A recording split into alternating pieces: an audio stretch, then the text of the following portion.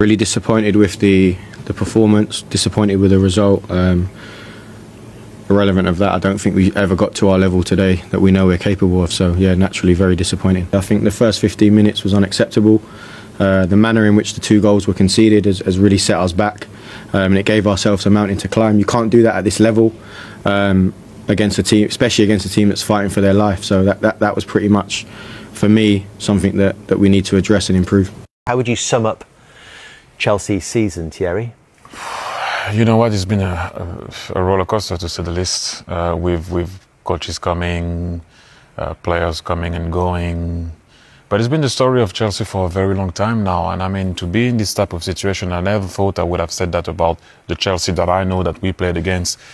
Being in this type of situation, losing 6 games in a row and only scoring 1 goal at the dying end of a game. But like Jamie said, at one point, you need to, what's the new identity, what's the new philosophy of Chelsea Football Club right now? I think at one point you need to keep some type of a core to be able to build around and see where you're going. And at one point you need to get a manager that's going to need to have time to implement what he's about. We're talking Chelsea, by the way. This is a team who used to win in Premier Leagues and going far in Champions League. But my point being is, when you see someone like Iraola, I don't think you could ever fall out of love with his team if you were a supporter. Do you understand what I mean?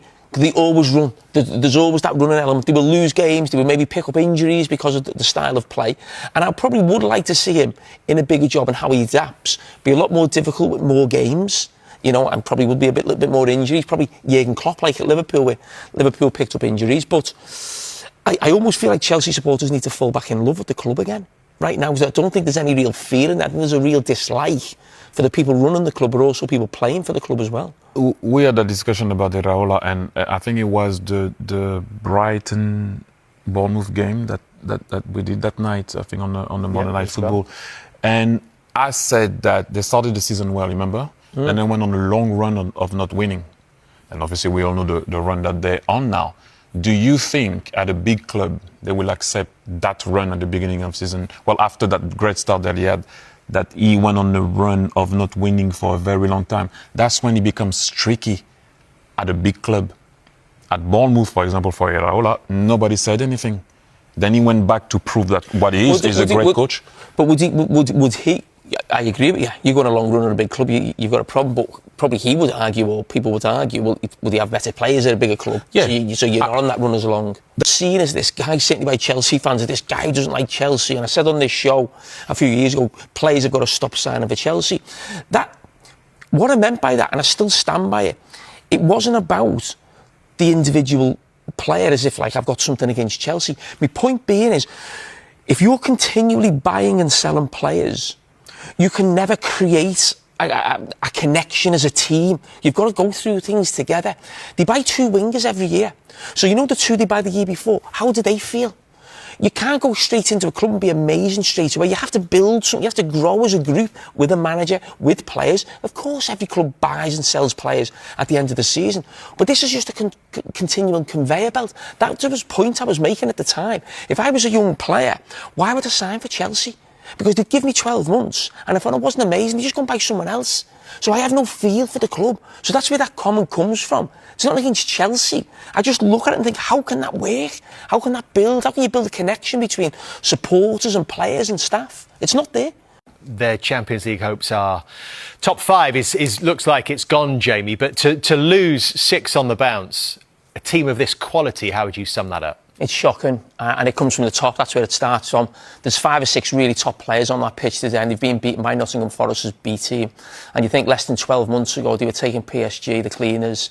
I mean, there's no connection between the players and the staff, the players and the supporters. And you know what? In some ways, it's a good thing. It tells you that football isn't just all about putting money and spending and buying players in this revolving door. It's about creating something togetherness, and there's absolutely nothing there. It looks like a broken football club right now. I think from the beginning, we concede too early, and then against Nottingham, it's always difficult to change the game. I think should do better. In that sense, was it a very similar start to the one you had against Brighton as well? Was it repeating the same mistakes? Yeah, I need to find a way to try to don't do these mistakes every game, and I need to start to win games because this is Premier League. If we concede too early after, it's very difficult to come back. Yeah, it's a very tough league. It's one of the top leagues. Why do you think it is that the players are struggling to find those levels right at the start of games?